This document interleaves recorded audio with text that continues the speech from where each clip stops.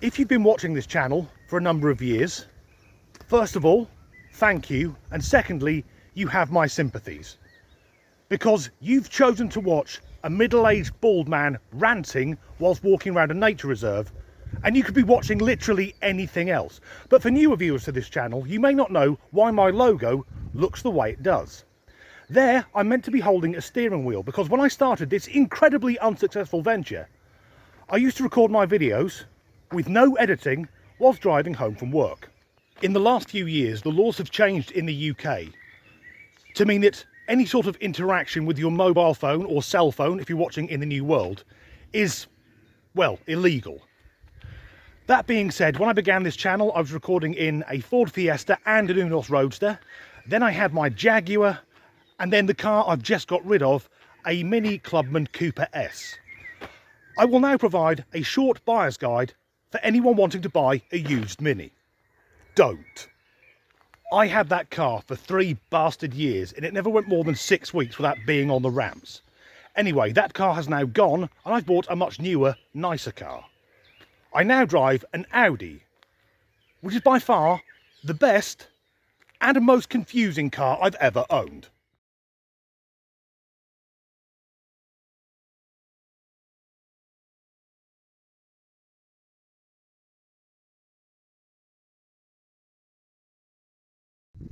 Being a modern luxury European car, in fact not just European, it's German, so it's ruthlessly efficient and the sat-nav's default is to Poland. But the problem started as soon as I went for a test drive, because I sat in the driver's seat and my first thought was, well, where's the fucking handbrake? And the salesman explained, now, these cars don't have handbrakes as such, it's just a button.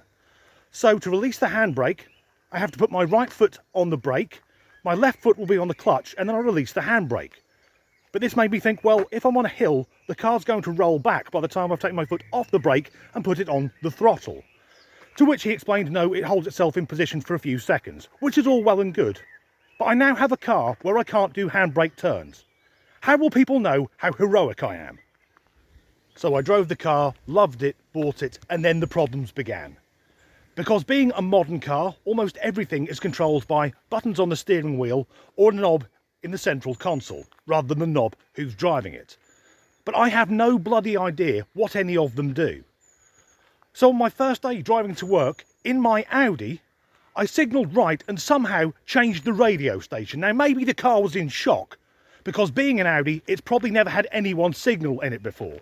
And if you're from outside the UK, you may not have got the reference, but in this country, drivers of BMWs, Audis and Mercedes are notorious for never signalling. The only time those cars indicate is if the driver is in the fast lane of the motorway, usually 30 miles an hour above the speed limit, and they need to get off at the next junction.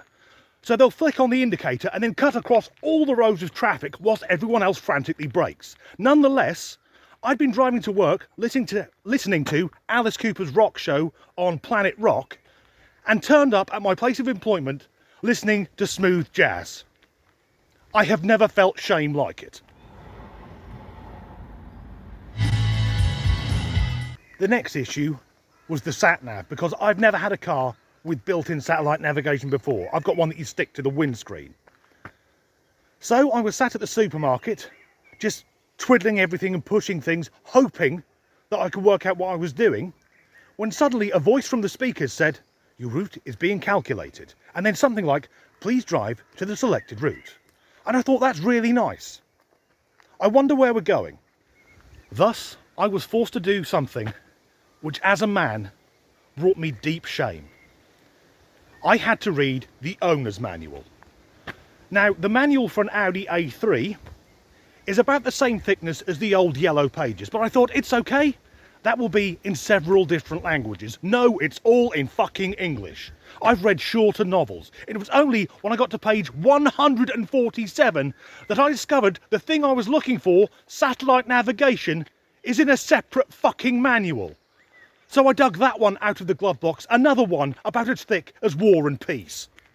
However, there are 2 things, or at least I thought there were 2 things, which the car doesn't have. First up is reversing sensors, because they were an option when that car was brand new. So the first owner paid for every electrical gizmo apart from those. which wouldn't be a problem, except I've become extremely fucking reliant on reversing sensors for about the last 5 years. And in that last 5 years, I don't think I've ever really looked where I'm going when going backwards. You just slam it in reverse and wait for the beeps. Now, I am sodding terrified at reversing. I have no idea where the back of the car is. And when I turn my head round to look, it's got privacy glass, so I can't fucking see out anyway. If any police officers are watching, I can see out the back window. It's just that the perfectly legal privacy glass obscures the view slightly. The other thing, which I thought the car was lacking, is a CD player. Because I asked the salesman, where is it? And he explained, well, now everything's just done on your phone. And that sort of made sense. But I don't have any music on my mobile phone. Firstly, because if I ran the land, anyone who listens to music on their mobile without headphones would be shot.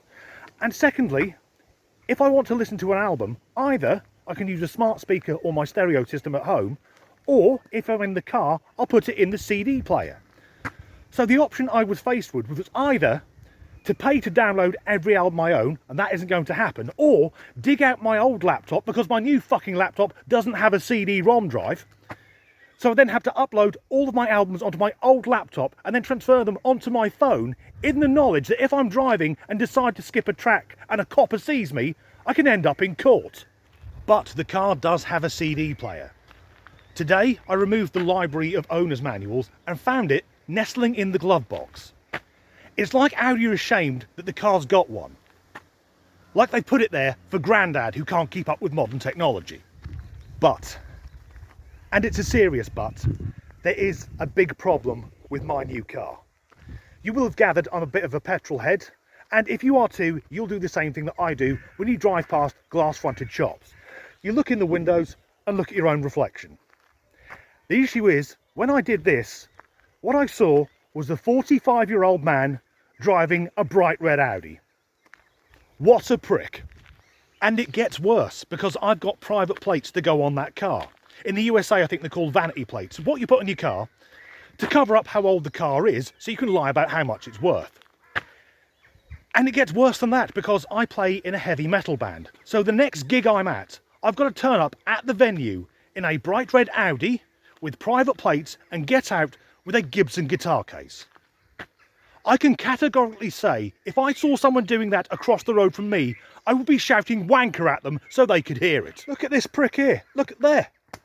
Oi, mate. Yeah, you. In your fucking Audi with a private reg and your American guitar. Who the fuck do you think you are, you tosser? So here's the issue. When I had the Fiesta, anyone can own one of them. The Unos Roadster was a lovely car, although I did look a bit homosexual driving it. The Jag, that's a villain's motor. The Mini, again, everyone can own one of those. But now, I'm a fucking Audi driver. Me? I drive an Audi. You? Oh, you've got a Kia. A Korean car. Well, I'm sure that's very nice for you. And I bet your chums down the Working Men's Club find that quite impressive. Don't touch me. So I'll go home now, order myself some short-sleeved white shirts, a set of Ray-Bans and a Bluetooth headset, and start driving like a prick. As ever, thanks for watching.